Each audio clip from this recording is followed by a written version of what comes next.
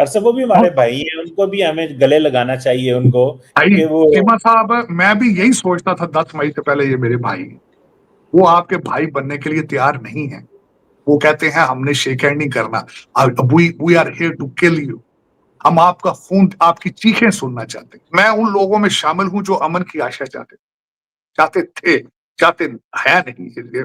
Question इसमें भी कीजिएगा। दरवाजे जो बंद थे ये पाकिस्तान के लिए कैसे खुले, और इसमें इन दरवाजों के अंदर तो सिर्फ नरेंद्र मोदी साहब जा सकते थे, और पाकिस्तान के फील्ड मार्शल 2 दफा हुए हैं, वजीर आजम साहब व्हाइट हाउस चले गए हैं। तो ये हो क्या रहा है तार साहब? एक तो जो कल वाली मुलाकात हुई है उस पर बताइएगा, बंद कमरों में मुलाकात हुई है। इन दरवाजों में पहले हमारे विश्व गुरु ही आया करते थे, लेकिन वो विश्व गुरु वाले हालात है कि आज अगले दिन छोटा सा थप्पड़ मारा था उन्होंने $1 लाख फीस लगा के, आज उन्होंने कसोना मारता है चीमा साहब।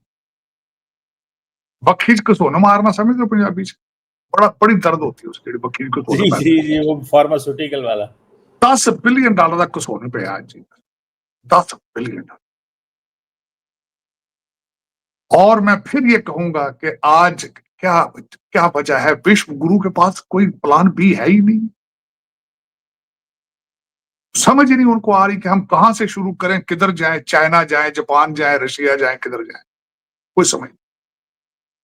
मेरी पिछली इंफॉर्मेशन तो ये थी कि यहाँ पे बैठ के मिन्नतें तरले हो रहे हैं, इसमें कोई शक नहीं है कि कुछ जान खलासी की जाए, लेकिन नहीं हो रही है, पता नहीं क्या बात। जो मेरी जो मैं इसका जो कस निकालता हूं कि 56 इंच की छाती वर्सेस 58 इंच की छाती, छातियों का दौरा सारा। आज जो 2 लीडरान हैं, जरा सीखना चाहिए इनको। 2 लीडरान आज जब स्टेज पे चढ़े यूनाइटेड नेशंस में, बीबी नेतन्याहू ने भी डोनाल्ड ट्रंप साहब की तारीफें की हैं, शहबाज शरीफ साहब ने भी डोनाल्ड ट्रंप की तारीफें की, और ये दुश्मनी लगा के बैठे। कहते हैं डोनाल्ड ट्रंप की इसने कॉल नहीं की हमें जंग बंदी के लिए, पाकिस्तान मिन्नतें करता रहा, इसने मिन्नतें करके पांव पड़ गया हमारे, और 7 त्यारे भी गिराए और 7 पांव भी पड़ गया, उन्होंने कहा जंग चले। खैर है, इतनी बड़ी आबादी को बेवकूफ बनाना कोई आसान काम थोड़ी है चीमा साहब। बनाए, खूब बनाए, अगर बनते हैं तो बनाए। आज ड्रामा कर दिया है कि तेजस जहाज लेंगे, वो कहां से आएंगे? वो ना अपनी टेस्ट फ्लाइट पास हुई उसकी, ना आपके पास देखें चीमा साहब, जहाज तो वहां बनने ही नहीं है ना। जहाज किस तरह बनने? इंजन तो जनरल इलेक्ट्रिक के हैं, खुद तो सिर्फ इन्होंने पटरियां जोड़नी है, खुद तो इन्होंने सिर्फ जो है तारें भी नहीं लगानी आती इनको चीमा साहब। पहले भी ये मशहूर है, बम बाहर से लेते हैं, पेंट करके उसके ऊपर ब्राह्मोस लिख देते हैं, बजाय लेते हैं पहले बाहर से। लेकिन ये देखें कि इनसे साइकिल भी नहीं बन रहा, और ये मंसूबा तेजस का को बहुत पुराना मंसूबा चीमा साहब।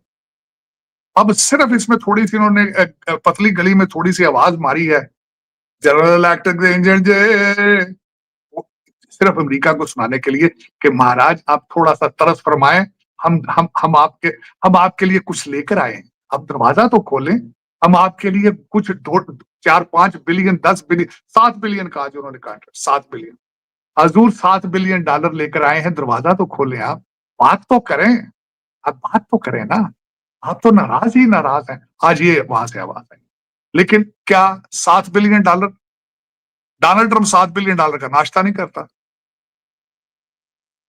7 बिलियन उसके लिए क्या है, जहां चीमा साहब इस वक्त साउथ कोरिया और जो सऊदी अरेबिया पता नहीं 600 बिलियन की इन्वेस्टमेंटें कर रहे हैं। ये 7 बिलियन से डोनाल्ड ट्रंप में अडकार भी नहीं मारना है, पता नहीं कैसी क्या है। मैं उन लोगों में शामिल हूं जो अमन की आशा चाहते थे, चाहते है नहीं। करेक्शन इसमें भी कीजिएगा।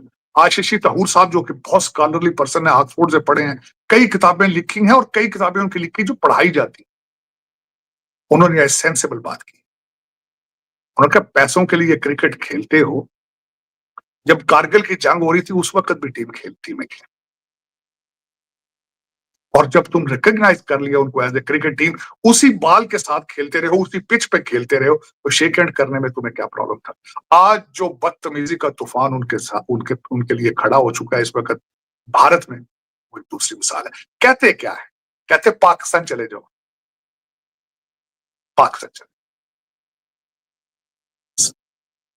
ये उस मुल्क की बदनसीबी है जी, मतलब बदनसीबी। पहले तो वो 25-30 करोड़ मुसलमानों को, जिनको वो बकरियां, भेड़ बकरियां समझते हैं, जुल्म करते हैं उन पे। सुबह शाम उनको कहते हैं कि तुम पाकिस्तान चले जाओ, निकलो यहां से Pakistan. Has no solution, has no solution for them, no solution for them. दुख वाली बात, दुख वाली बात। कोई चीमा साहब देखें, पाकिस्तान में कहते नहीं जी हिंदुओं के साथ बुरा सलूक हो, हिंदू तो थे ही 2-3% यहाँ पे, और बल्कि कई यहां से भारत गए, लौट के वापस आ गए परेशान होकर वहां से।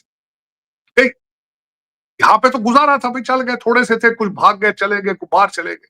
और 30 करोड़ 25 लोगों को, 25 करोड़ लोगों का क्या करोगे भाई? कितनों को हिंदू बना लोगे? कहोगे ना, कहते हो घर वापसी आ जाओ। जिहाद, कभी लव जिहाद चलाते हो, कभी फलां जिहाद करते हो, तुम भी किस तरह मारोगे? भी तो किस तरह मारोगे उनको? इतने लोगों को किस तरह मारोगे? लेकिन चलो, सियासत करो, तुम उनके खून पे सियासत करो, मारो उनको, क्या फर्क पड़ता है? लेकिन जो ये कर रहे हैं चीमा साहब, this is not the Hinduism is about, this is not the बुद्ध मत इज अबाउट।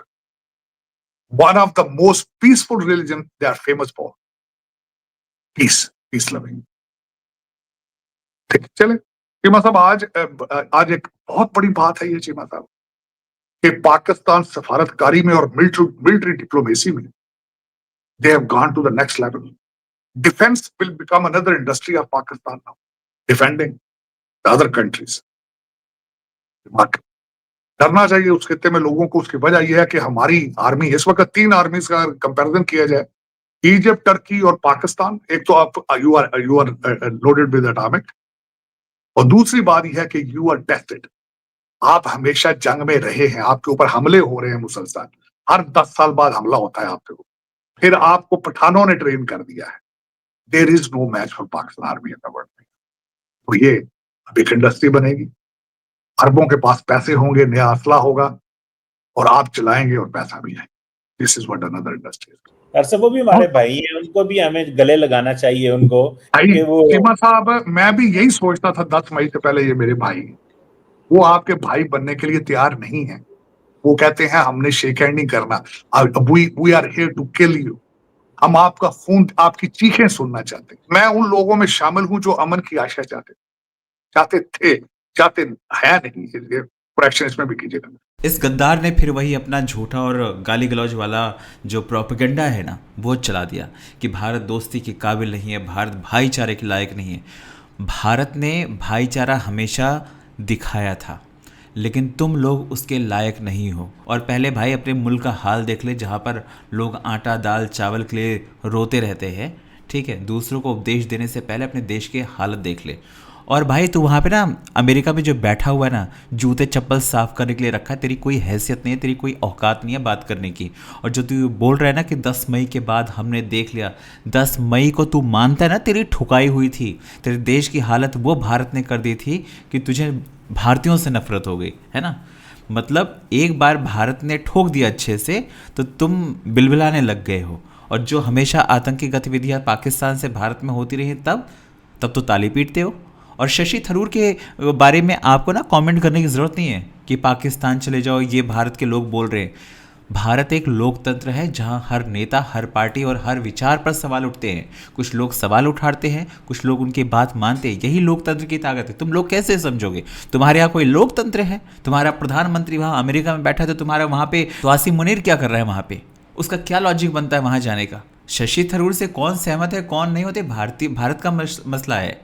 और तुम जो ये कह रहे हो कि 25 मुसलमानों पर ये जो सबसे बड़ा झूठ बोला है ना, भारत में मुसलमान सिर्फ मुसलमान बनकर नहीं रहते हैं। यहाँ लोग डॉक्टर बनते हैं, इंजीनियर बनते हैं, बिजनेसमैन बनते हैं, सब कुछ बनते हैं।